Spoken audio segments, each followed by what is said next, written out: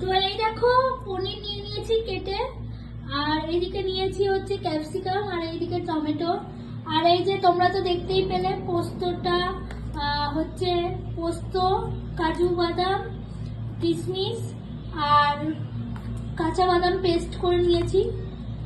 আর এই যে মশলা দেব হচ্ছে এটা লবণ, এটা মানে ঝাল লঙ্কার গুঁড়ো, আর এটা লাল লঙ্কার গুঁড়ো, দুটো লঙ্কার গুঁড়ো আছে। আর এটা হচ্ছে গোলমরিচ, এটা হচ্ছে ধনে গুঁড়ো, আর এটা হচ্ছে জিরে গুঁড়ো। এবার চলো আমরা রান্নাটা শুরু করি। আর সবার আগে আমি একটু লাল লঙ্কার গুঁড়ো আর লবণ দিয়ে এটাকে মাখিয়ে নেব।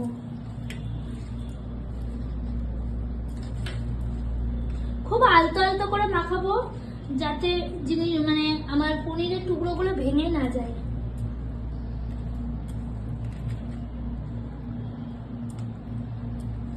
আমার মাখানো হয়ে গেছে।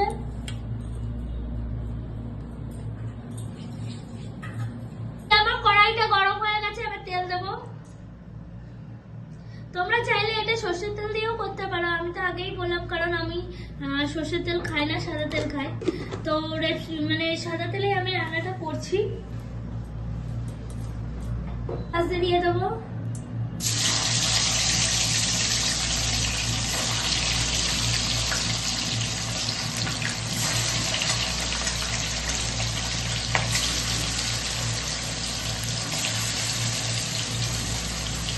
আচ্ছা, যখন আমরা পনিরগুলোকে ভাজবো তখন আঁচটা হালকা কমিয়ে দেবো।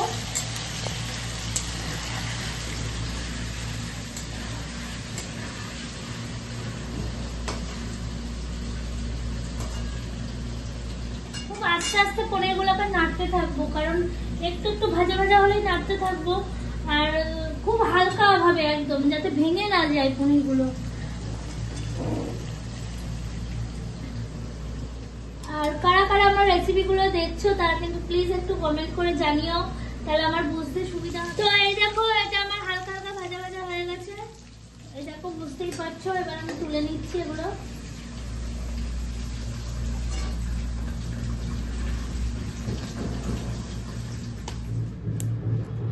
তো এবার আমি গোটা গরম মশলা দিয়ে দেবো তেলে।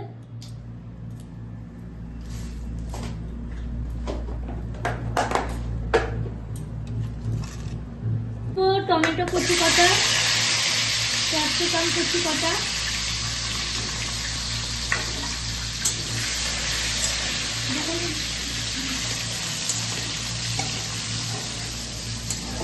এবার আমি নাড়তে থাকবো। খুবই সহজ এই রান্নাটা, তোমরা একবার প্লিজ করে খাও। আমি বলবো ভীষণই সুন্দর লাগবে, আর খুব সহজেই রান্নাটা হয়ে যাবে। যেহেতু আলু নেই সেহেতু তো সিদ্ধ হওয়ার কোনো ব্যাপারই নেই, যেটুকুনি টাইম মানে সত্যি কোনো টাইম নেই। আর যেটুকুনি টাইম এইটা আর একটু কষানোর জন্য, তাছাড়া কোনো এক্সট্রা টাইম লাগছে না।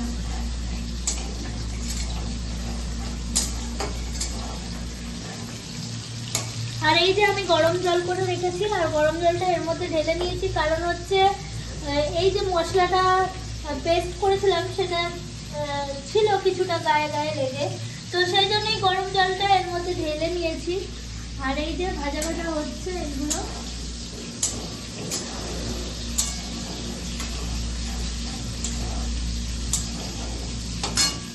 এবার আমি পেস্টটা পুরোটা দিয়ে দিলাম।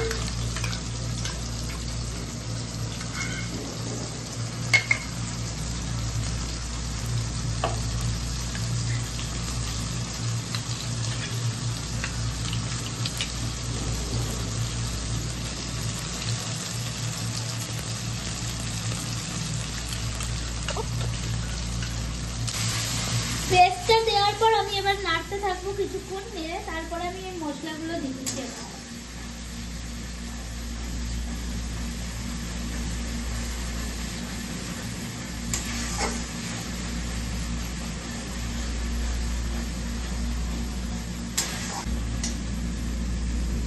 এবার আমি এক এক করে লবণ, পরিমাণ মতো লবণটা দেবে, যে যেমন পনির নেবে সেই অনুযায়ী। ধনে গুঁড়ো, গোলমরিচ গুঁড়ো, লাল লঙ্কার গুঁড়ো,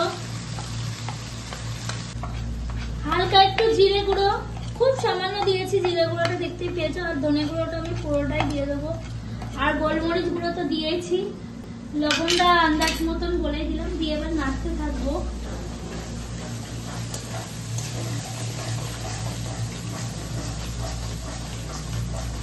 দেখো মশলাটা মানে কি সুন্দর একটা কালার চলে এলো লাল লঙ্কা গুঁড়োটা দেওয়ার জন্য।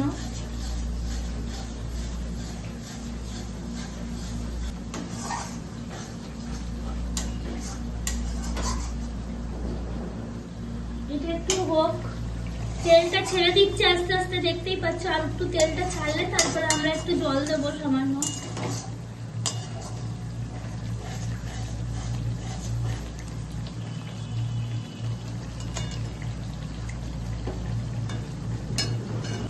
এবার দেখো তেলটা ছাড়ো ছাড়ো হয়ে গেছে, এবার পনিরগুলো দিয়ে দেবো।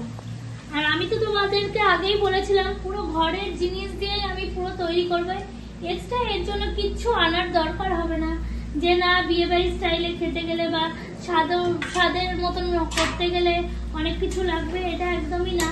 সেটাই তোমাদের আজকে দেখাচ্ছি। এই দেখো, এবার আমি এইটাকে একটু হালকা হালকা করে মাখা মাখা করে নেবো।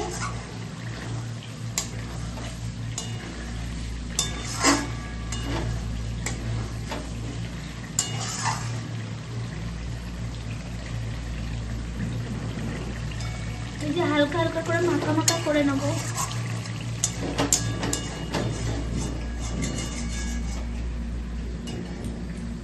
এবারে এটাতে আমি জলটা দিয়ে দেবো, গরম জলটা দিয়ে দেবো। এটা দেখো কি সুন্দর দেখতে লাগছে ব্যাপারটা, সামনে কিন্তু আরো বেশি সুন্দর লাগবে।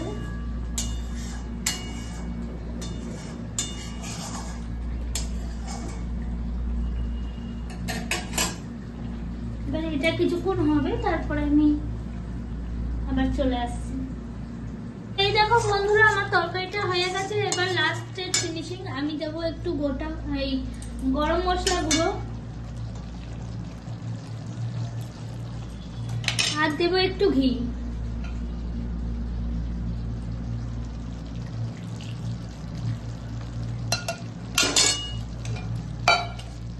একটু নাড়বো।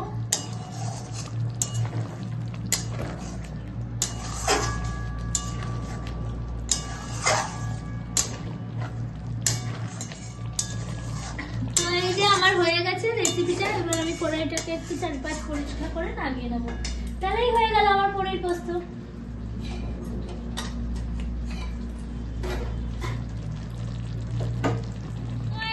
তো এই দেখো বন্ধুরা, তৈরি হয়ে গেছে আমার পনির পোস্ত রেসিপি। রেসিপিটা দেখো কি সুন্দর লাগছে। আর আমি তো আবার বললাম যে ফোনে যতটা না সুন্দর লাগছে, সামনে থেকে ততটাই সুন্দর লাগছে। আর কেমন লাগলো রেসিপিটা তোমরা সবাই একবার ট্রাই করে দেখো, আমি আশা রাখছি খুব খুব ভালো লাগবে। আর একটু কমেন্ট করে জানিও কারা কারা রেসিপিগুলো ট্রাই করছো আর কেমন লাগছে। তো চলো আজকের মতন ভিডিওটা এখানেই শেষ করছি, দেখা হবে পরের একটা কোনো রেসিপি নিয়ে। ততক্ষণ পর্যন্ত তোমরা ভালো থেকো আর সুস্থ থেকো, টাটা।